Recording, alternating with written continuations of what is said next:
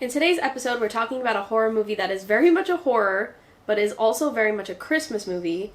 One that is also PG-13. I did not realize that before, but surprisingly pretty darn good. Krampus from 2015.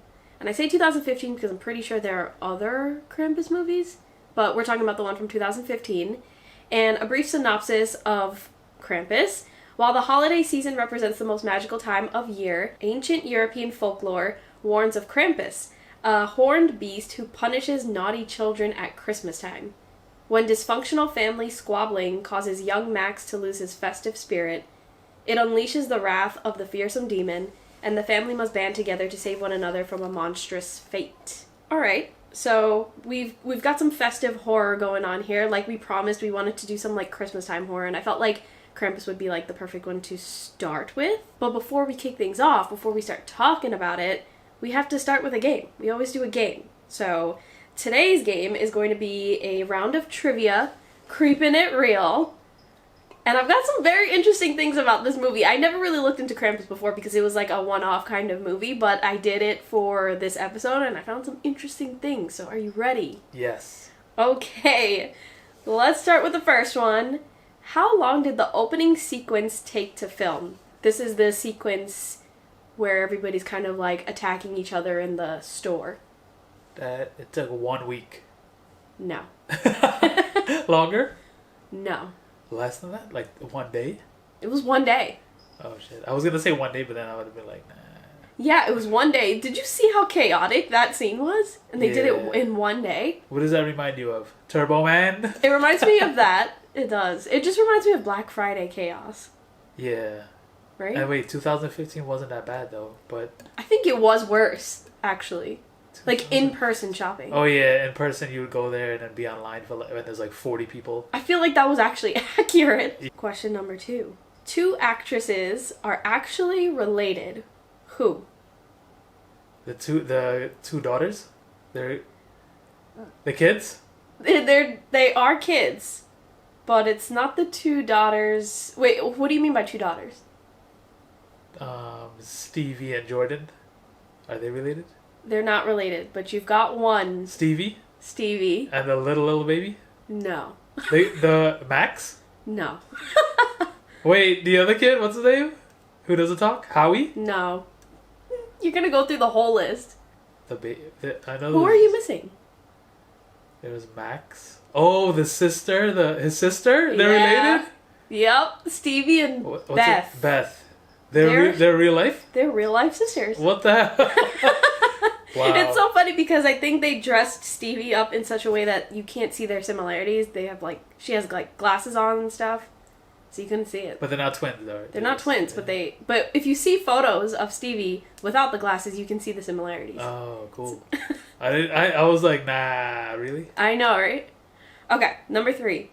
One of the gingerbread men is voiced by a well-known comedian, and I'll give you a clue. This comedian has red hair. Who? Carrot Top? No. Seth Green? Yeah. And which one was it? Was it the main one that killed him? Oh goodness, I don't know. It was one of them. There was like 4 of them, man. Yeah, he's one of them. That's cool. I think they put his voice high speed because he had like a high pitch voice. Yeah. Okay, next one. True or false? Krampus is most associated with German culture. True. It's false. Oh wait, it's false?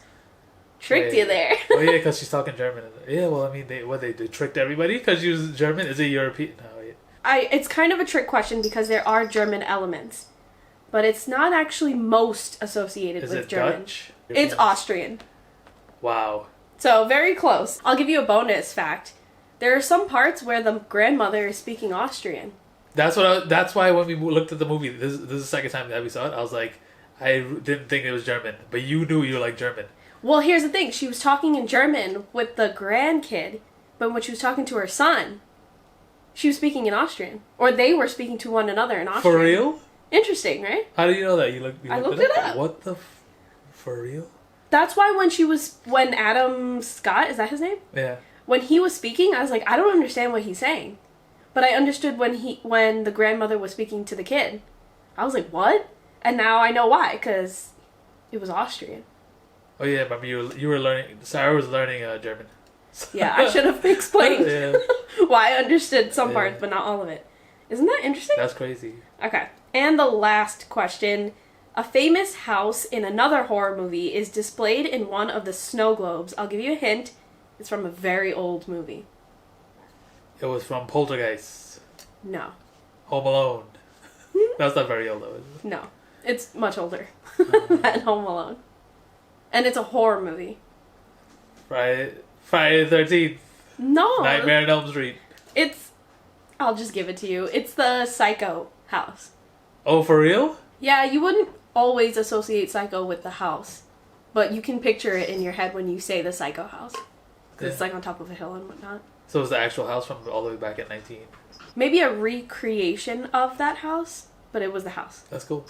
So why did we pick this piece of content? I think it's pretty clear. We're doing this episode in December, and of course we want to do some festive horror. I felt like it would be the perfect time, and probably the only time to do it.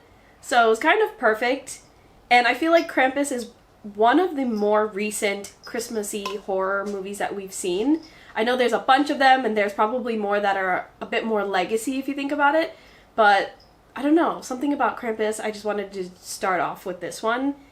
Yeah, And I was like, the first movie that when you said Christmas horror, it was like the first movie that came to mind. I don't know why. Like, I can't remember. I know there's like Gremlins. yeah, there's like, and I think the reason why, and this is part of the reason why I like this movie so much, so we can just like segue into it, but I think the reason why is because first and foremost, this movie is a Christmas movie. And then it has horror elements. Whereas a lot of movies will be like very horror, but it'll be set during the winter. Or it'll be like, maybe it's horror, it's a debate in the horror world, like, this is definitely a horror, this is definitely not, blah, blah, blah. Or it's definitely a Christmas movie. What's that movie? Die Hard? Yeah, Where people are like, Absolutely. is it a Christmas movie? Is it not a Christmas movie? But this one is very, very distinctly a Christmas movie with horror in it. Right? Yeah, and also it's like, well, we're going to get into it, but it's like, that's probably why I'm like, this is a Christmas horror movie, because as soon as it starts, you hear Christmas music. Like, as soon as the movie starts. It's a really good Christmas song too. It's not like a really crappy one. Like, they didn't skimp on that, and they didn't skimp on the brands. Like, you can see name brand stuff in the store, like TVs, Roku's, all kind of shit. Yeah. Like, when you first turn on the movie, you feel like you're watching a Christmas movie. Because it's in a store. Because it's in a store, Yeah. It's starting off with a Christmas setting, everything is just very Christmassy. We talked about it when we rewatched it for this episode, but it gave National Lampoon vibes. It felt like a Christmas movie. Like, it didn't feel like, oh, this is giving me a horror movie vibe. Yeah. It wasn't until very much later on when the story was set up, still very Christmassy, that the horror started to kind of slowly creep in. Yeah, and then it had other vibes. It had Home Alone. Yeah. So when I was doing the research for this, which all ties into the reason why we like it so much, they actually did that on purpose. Their whole direction was to ensure that it was first and foremost a Christmas movie that also had horror elements, as opposed to the other way around. You would think when you're watching a horror movie, it's the other way around. It's horror first, and then the other elements afterwards, which is what we commonly see when we watch other movies that are like this. But this one definitely feels like Christmas first, horror second. I think they should have put more Christmas stuff in it, like to make it like a complete satire, like how Scream did. It would have worked out. But I think it kind of had a lot of that. Like, if we think about the family setting, it just gave me like 100% National Lampoon vibes. Everybody was chaotic, everybody was annoying and messy, and there was nothing actually horrific about those things, about those scenes in the movie. It was just Krampus that came and started invading into this family, right? Yeah, and was the gun supposed to be Die Hard? Oh, maybe. Holding the guns, yeah. Maybe. I feel like there was a lot of horror movie. I mean, I feel like there was a lot of Christmas movie influences, like lots of them. So you're probably right. Another thing I really like about this movie, once again, this is a PG-13 movie, right? Which is probably why we don't see that much horror, or that much like really, really head-on type of horror. We talked about this in Five Nights at Freddy's. But the scary parts are actually scary. I don't know, there's something about this movie, regardless of it not being 100% a horror movie, that sticks with me and freaks me out a little bit. Yeah. It's creepy. Like the clown. The clown eating one of the kids. Yeah. like you can see him slowly swallowing her, and he's not even eating her. He's like just swallowing her to put her in like a sleeping bag. Yeah. It's just the sharp teeth that's scary, and then like the gingerbread guys are shooting at him. They're kind of funny, but they're also kind of creepy. Yeah, because like at first I was like this, like they're not gonna be that scary, but then, or they were like funny and creepy and jumping around, but then after a while you're like, yo, this shit is freaky. Because remember the doll that smiled? Yeah. And opened up her wings. Yeah, there was some creepy shit going on there. And also Krampus. Krampus is super creepy. Yeah, well, you don't actually see Krampus, right? You don't see his full face. You don't see everything about him 100%. And that's what makes him super, super creepy. You'll find instances of him outside, and you'll look at him for a split second, and then he's gone. There's something really disturbingly creepy about that. When the daughter Beth went outside, and it was very dark and eerie. Nobody was in the town, and it was just her and Krampus. That was scary as hell. And you don't even see Krampus, but it was scary. And then there's off-screen deaths. I don't even think they died. I think he just took them, wrapped them up, and took him to hell. Yeah, I think you're right. They didn't show you any like... Or the snow globe, whatever. Yeah, I think you're right. So it was freaky. It was like, where's these people going? And I remember they got sucked into at the bottom. Like, they're not dying. They're just getting sucked into, like, hell or whatever the hell it is, Yeah, I think you're right. And I think that's what makes it scary in this movie, is that it's not about, like, the kills. It's just about the eeriness of it. It's so eerie. And then Krampus is, like, Santa Claus, but he has, like, a reindeer, cross between a reindeer, Santa Claus with devil horns. It's like, what the fuck? He's very creature-y. Yeah. Like mythical? Very mythical creature-y, which sometimes I feel, in my opinion, are the creepiest kind of monsters. It's so eerie. Like, everything was just enough amount of mystery and vagueness that it makes you kind of turn things into something much more scarier in your head through your own imagination. And I think that's, like, my favorite kind of horror, when they leave you to kind of make things scary in your own head. It's funny, but it's not over the top funny. Yeah. But there's, like, little, like, nods and pokes. Yeah. To make you laugh, and then afterwards the horror shit happens. Yeah. There's just so many pokes going on that, like, if you are... if you're an avid watcher of Christmas movies and horror movies, you just get it, and so it's fun. Yeah, just like how they stick in National Lampoon stuff. Yeah. Like the family's from like not the South, but he's like, they say that they're like Republican. Yeah. Like they say that, and they're like, and he has guns, and they want to fight and wear camo, like, you know what I mean? Like just like National Lampoon. So as soon as they walked out, it was giving me those vibes. Yeah. And then he makes fun of the family, how they're rich. Yeah. And how they have a trailer. They make fun of them how they have a trailer. It's I think the lore of Krampus, and I know it stems in actuality, like it's really stemming from Austrian and German culture, so it's like a whole thing. But this lore that they talk about in the movie is really fascinating. I kind of love those kinds of stories. I like folktale-y type of stories, or like fairy tales. We talked about this in Five Nights at Freddy's, but fairy tales that have like dark origins. I love those kinds of stories, and you get a lot of that here because, of course, Krampus is rooted in that. So it was just fascinating, and that I think that also it also adds to the appeal of the mystery, the vagueness, the kind of eeriness. So it's interesting. The question I have is, because of the grandmother, did Krampus come alive back again because of her? Because it was linked to her? I don't think it is. I think what they tried to say in the example of the grandmother is that when she was a child, she also was struggling with familial issues, and so she was kind of like, screw my family, whatever, and then Krampus came, because she did that during the holiday time. And so history kind of repeated itself with Max, and Max did it, and then it happened again. Yeah, but that could happen anytime. Well, it happened this time, man. Well, that's the thing, right? The movie was a story about this one family, but I'm sure that could happen to any other family. Yeah. But we get the backstory because the grandmother had experience, let's say, with it as well. Because at the end, there's so many snow globes, so he's just collecting.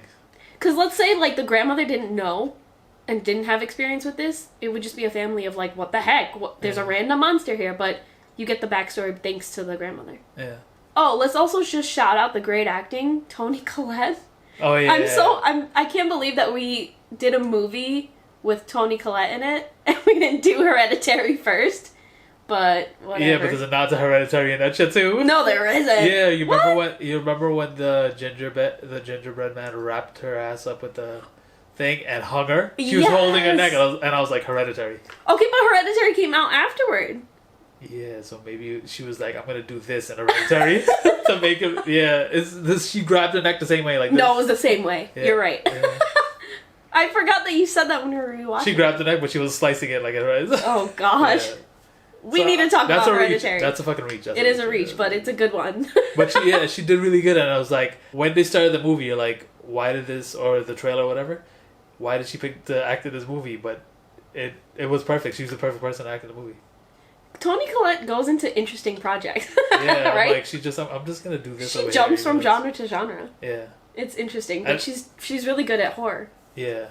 The way that she acts and the way that she does her accents, like an American accent, you cannot tell. Dude, I would have never known that she was not American. She has such a good American accent. Yeah. Probably better than ours. Yeah. And she could do all the other accents, like Brooklyn and stuff, too. Alright, dislikes. Do you have any dislikes? Okay, so one of my dislikes is I wanted more of the story to understand it, because even the first time when we saw it, I had no idea what the fuck was going on. It's kind of confusing. Because you're like, why are they killing them? Are they putting them in hell? And how do they come back at the end? Mm-hmm. Is that the fucking scariness of they're going to be living Christmas in a ball over and over again? But Max was aware, and they're all looking at each other at the end. Like, are they aware what the fuck happened? I think you're actually spot on. Like that's... And then, yeah, that's one of my things. And another thing is, what is this movie trying to be? Is it trying to be a horror? Is it trying to be a Christmas movie? Is it trying to be... some shit wrong with the family. You know what I mean? Like, yeah. In the beginning of Christmas, we're like, alright, it's a good Christmas movie. And then the horror shit happens, but then you're like, why is this shit happening to them? Mm-hmm.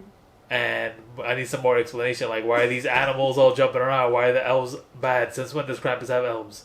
Is he negative Santa? Are we all forced to love Christmas? What if you don't like Christmas one day, then you're bad, and then Krampus comes to get you?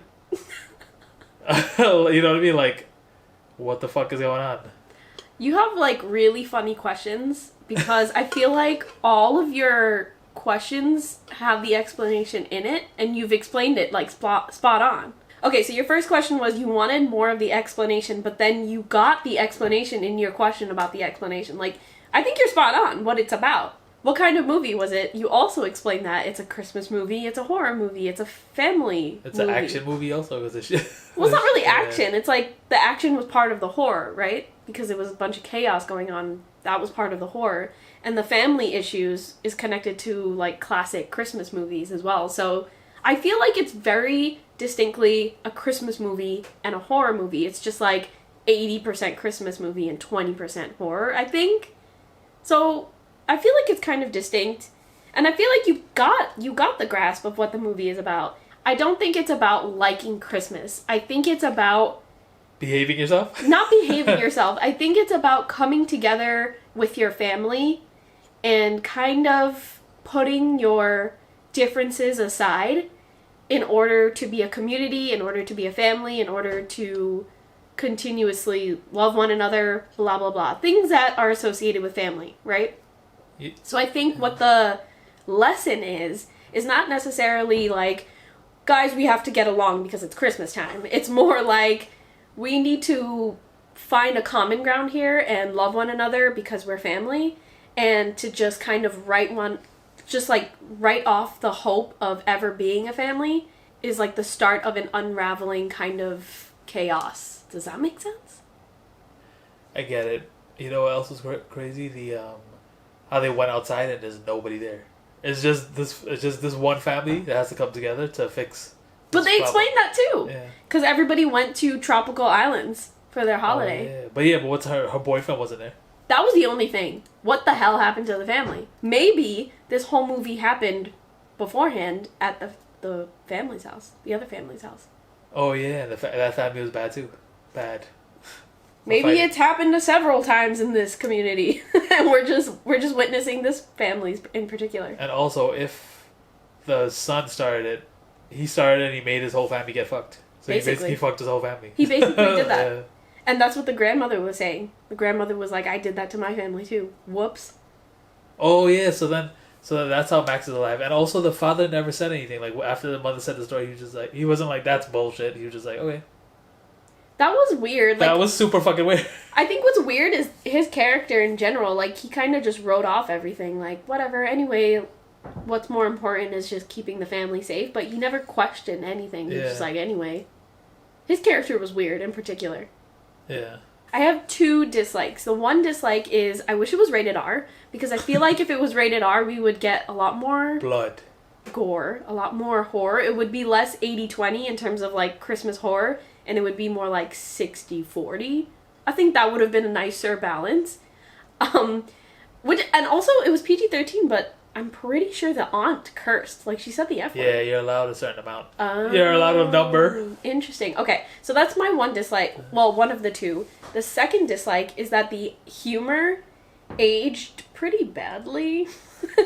Like, there are a lot of stereotypes in this movie, and, like, okay, I get it. It's social commentary on the stereotypes. But some of the humor was just, like, not funny anymore. Yeah. So, I guess that's just the way it goes with humor, but some of the jokes were just like, okay, this is stale as hell. So it's kind of cheesy watching it again. Yeah. If it's a Christmas horror movie, you know that you're going to continuously watch it year over year, so the jokes could have been a little bit more timeless, but... Yeah, they could have fixed the jokes. But, I mean, I do like this movie. Like, I would watch it every year. I will watch it every year. Because it's like... It's a Christmas movie. You put it on Christmas, yeah. It feels more like a Christmas movie. And I like when movies are made that way because it makes that movie timeless. Like, you want to continuously watch it every single year. And that's probably why. And I refuse to do this movie on this podcast because I don't want to watch it. But I have a feeling that's why Eli Roth did the Thanksgiving movie. We gotta watch that movie. I really don't want to watch that I think shit. we should watch it because we're a podcast now. We gotta watch it. Okay, I really don't want to watch that shit. Okay. I don't want to watch it. I hate it. I hate the whole concept of it, but I'm just saying as an example, that's probably why he did the Thanksgiving horror movie. Oh yeah, because there's no really Thanksgiving movie. So people will watch it every year. Yeah. And he'll make bank every Thanksgiving. Maybe we should try it out. Anyway, so... Oh yeah, also where the fuck is Santa? Santa didn't make an appearance in this movie. Well, Santa's counterpart. Santa's bad brother. Where's Mrs. Claus? Mrs. Krampus? You know what's funny? When you were talking about your dislikes and, like, what is Krampus, or, like, who is Krampus, and you said that it was kind of like an alter ego or an opposite of Santa, you're spot on that, too. So, like, all of your guesses or estimates on what this whole movie is about, you were spot on, so... Maybe you didn't need the extra explanation. They should explain it in the movie. Just needed validation. Yeah. We're going to end this episode off by going onto our social. I'm going to do it live right now, to be honest with you, and scope out some comments that y'all have been leaving on our Instagram, on our discussion post. Make sure that you're following us at Live or Alone Pod on Instagram, TikTok, and YouTube, particularly on Instagram because we do discussion posts the day of every single new episode. So make sure that you're there and chatting with us, but let's see what y'all have been commenting on. This one is hilarious because it's from a teaser where we were talking about villains or slasher villains from the Wes Craven world. Yeah. And you just did not know any of them on the spot. I get it. Like, I know it's hard to think of them on the spot, but you said Michael Myers. But that's John Carpenter. And that's John Carpenter. And somebody said, I would be so embarrassed too. And then somebody else said, Freddy bro. So yeah, you know, it's hard. It's hard when you're in front of a camera. Like, believe it or not, we're in front of a camera. We've got like the recording in front of our face. There's a lot of pressure. And from my experience playing games where I'm on pressure, I can't say words. But that is all for this episode. Thank you so much for listening. If you want to hear more from us, do us a favor, leave us a 5-star rating on your favorite podcast platform. Thank you so much to those who have done so already for season 1. That has been such a joy to see whenever I go and I hit refresh on Spotify or on Apple. It's so cool to see that 5-star rating. So thank you so much for that. Again, find us at Live or Alone Pod on Instagram, TikTok, and YouTube. We've been doing some uncut episodes on YouTube, so if you're watching us right now, you're watching us on YouTube, but you're seeing the uncut version of the official released episode. So thank you for being here. And next week, we're going to be talking about something spooky, but we're going to stay in the festive realm. But for now, We'll see you in the kitchen with a knife.